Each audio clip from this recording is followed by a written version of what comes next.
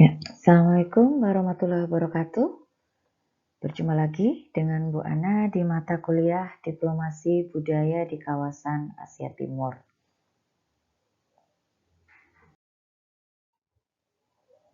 Nah, yang menjadi fokus dari diplomasi budaya di kawasan Asia Timur adalah negara Cina, ya, kemudian Korea Selatan dan juga Jepang. Nah, ini nanti sekedar gambaran saja, bisa dieksplor lebih lanjut lagi ya terkait diplomasi budaya yang dilakukan oleh ketiga negara ini, ya, karena nanti tugas akhir dari UASnya itu adalah Anda semua membuat paper ya atau makalah terkait diplomasi budaya, ya.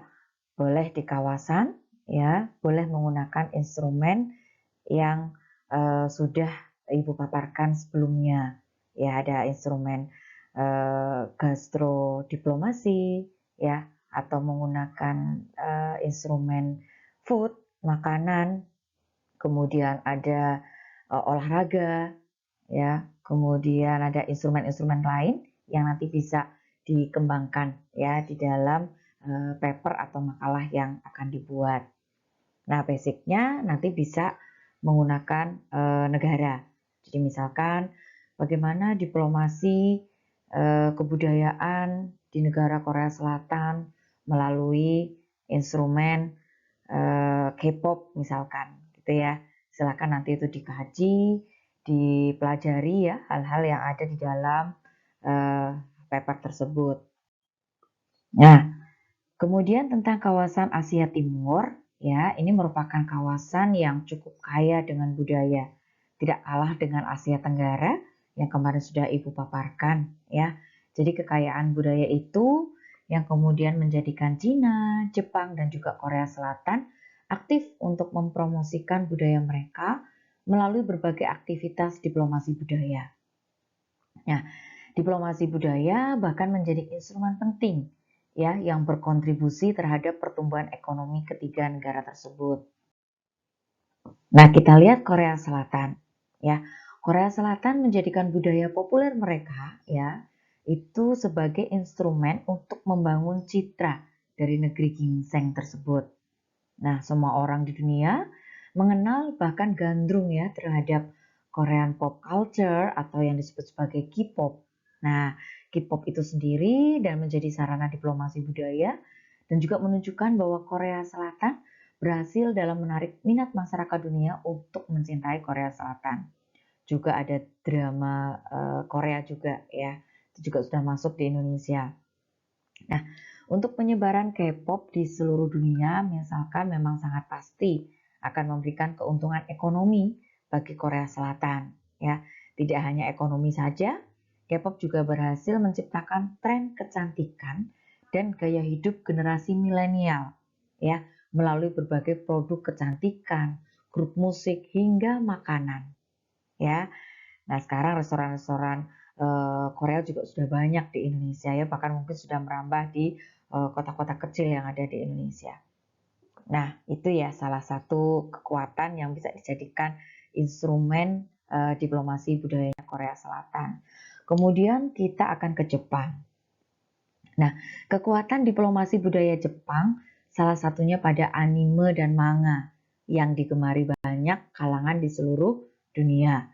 Ya, anime dan manga mampu menjadi instrumen dalam memperkenalkan budaya, kemudian nilai-nilai dan kebiasaan masyarakat Jepang.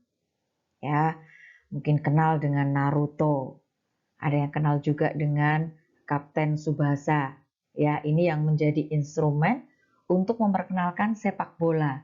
Jadi hasilnya sepak bola Jepang merupakan yang terkuat di Asia Timur. Nah, itu dari instrumen anime dan manga.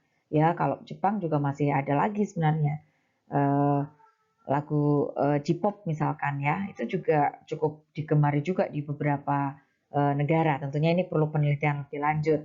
Kemudian drama-drama Jepang ya, barangkali kalau ada yang penggemar dari Jepang itu juga bisa dikembangkan kekuatan yang dimiliki oleh drama Jepang ya, apakah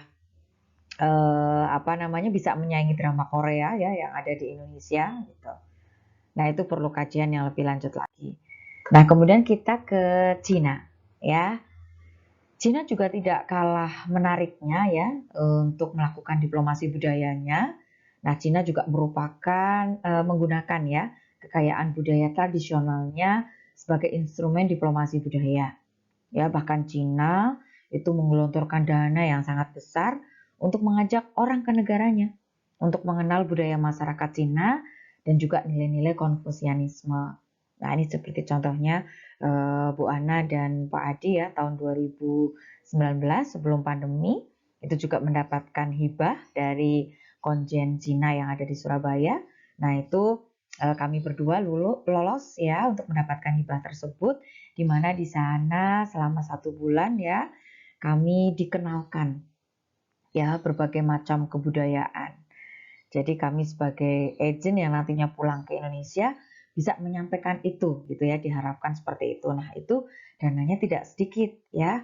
Jadi dari banyak negara-negara di berbagai kawasan ya, seperti di Afrika, kemudian Asia Selatan ya. Kalau belum di Asia Tenggara ya, seperti Bu Ana dan Pak Adi dari Indonesia, kemudian ada dari Malaysia, ada dari Vietnam ya. Dan kemudian dari berbagai macam belahan dunia juga diajak ya tadi mendapatkan hibah untuk belajar ya di Cina selama 1 bulan. Nah, itu contoh itu instrumen diplomasi yang dipakai oleh Cina. Nah, kemudian Cina juga ingin menunjukkan bahwa pertumbuhan ekonominya saat ini berorientasi pada peaceful rise ya. Jadi bukan untuk tujuan yang agresif. Nah, itu mungkin sedikit gambaran ya kekuatan-kekuatan diplomasi budaya yang dipakai di negara-negara di kawasan Asia Timur. Nah, ini mungkin sebagai pengantar saja, barangkali nanti bisa dikembangkan di paper yang mau dibuat untuk tugas akhir UAS. Demikian yang bisa Ibu sampaikan, mudah-mudahan bermanfaat. Bu Ana akhiri, wassalamualaikum warahmatullahi wabarakatuh.